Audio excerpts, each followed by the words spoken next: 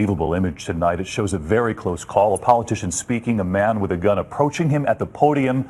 That gun inches away from the leader's head. Everyone survives this, but tonight so many questions about the images coming into us from Bulgaria. ABC's Alex Marquardt on how the gunman got in and got so close.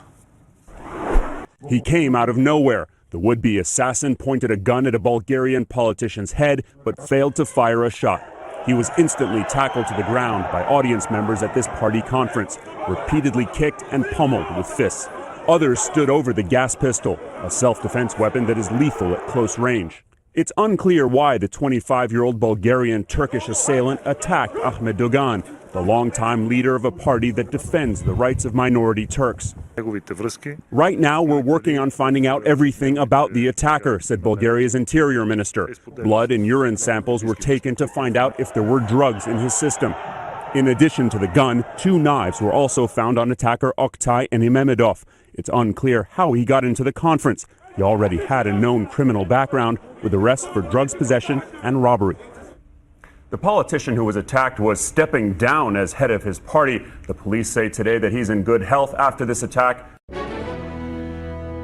A menacing kidnapper flees down the street. In his arms, a toddler just snatched from a playground. But not so fast. It's big sister to the rescue. Look as the brave 8-year-old races after the kidnapper. She won't let him get away with her baby brother. And not far behind, her 10-year-old brother, also in hot pursuit. He's still got the baby stroller. Now the Wright kids, yep, their last name is actually Wright, are being credited with doing the right thing by thwarting the kidnapping of their little brother. It happened in the small town of Sprague, Washington, population just 500. 8-year-old Delisha and 10-year-old Brendan were playing in a park near their babysitter's house. With them, baby brother Owen, who was just 22 months old. The kidnapper grabbed little Owen and took off. A surveillance camera outside a grocery store captured the frightening figure running down the street. He almost looks like Frankenstein. Delisha screamed her head off as she followed the real-life monster, drawing the attention of these teens. It really turned into blood-curdling screaming. When you kind of pick up, there's a girl running behind him. He's running down an alleyway with a kid. Things don't look right. A man grabbed a 2-year-old baby child and was running with it. The little kid started screaming. Kathleen Beatty, the personal safety expert known as the Safety Chick, says making a racket is exactly the thing to do in such an emergency. Using your voice, using your words, screaming, yelling, help, stranger danger, this is not my father, can be the difference between life and death. The kidnapper was so worried he put Owen down in a vacant lot before escaping. A little boy who now has 2 new heroes in his life, Big Sis and Big Brother. Instill in your kids that when they are out in the public, that if some adult comes up to them, they need to have that gut reaction and go the other way and yell and scream as loud as they can. Local gas station clerk is giving robbers a reason to think twice before breaking the law. A man tried to surprise a local clerk, but it was the suspect who wound up surprised. Elizabeth Alex has the story. Aaron Jacobs is usually the one greeting customers at the BP gas station, but today he was on the receiving end of well wishes. Customers and neighbors wanted to make sure he was okay. Jacobs was working behind the counter last night when 2 men came in. He says one of them said he needed beer, then began mumbling and approached the counter. Then started to move my direction, which I didn't actually really notice till I kind of turned around and he was standing right behind me.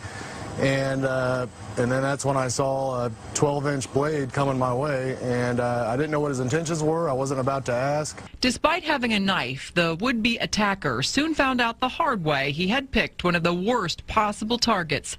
Jacobs is a former Marine combat instructor and a black belt in karate with more than 25 years of training.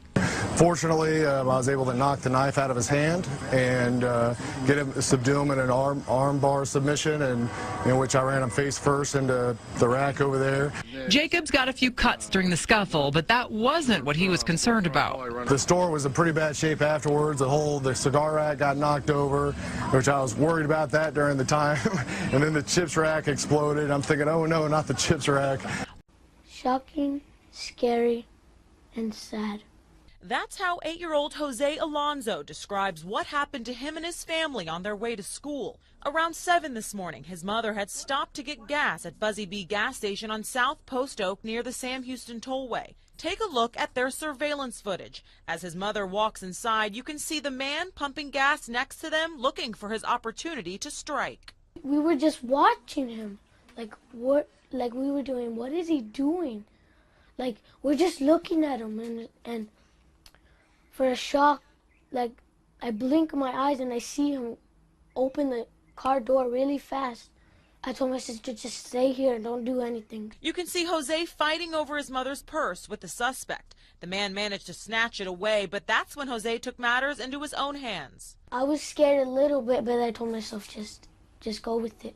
You can see Jose jump out of the vehicle with only one shoe on and run after the suspect. And I ran as fast as I can, so I reached in and grabbed my mom's black wallet with her credit cards. The suspect was only able to get away with the purse and keys since Jose managed to hold on to his mother's wallet. The suspect took off in a red Ford Expedition with a woman who was inside the SUV. Jose was left in shock. But when asked why he made such a bold move to get his mother's purse back, he had one thing to say. My sister's party was coming up and I wanted her to have her party, and I wanted my mom to get all of her stuff back.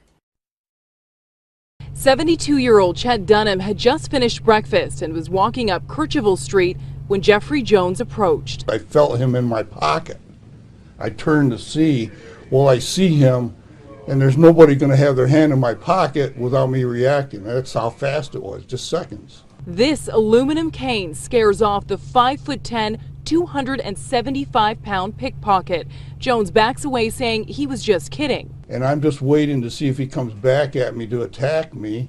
And when I see his feet are planted, I decide I've got to get out of there and get help. I can't do anything with him. After sizing him up, Dunham walks into a Bank of America branch and tells a manager, who gets on the phone with police. So he walks by the window. I tell her that that's the man that tried to pick my pocket. So she's explaining what he looks like to the dispatcher. Minutes later, patrol officers find the 23-year-old East Point man and detain him.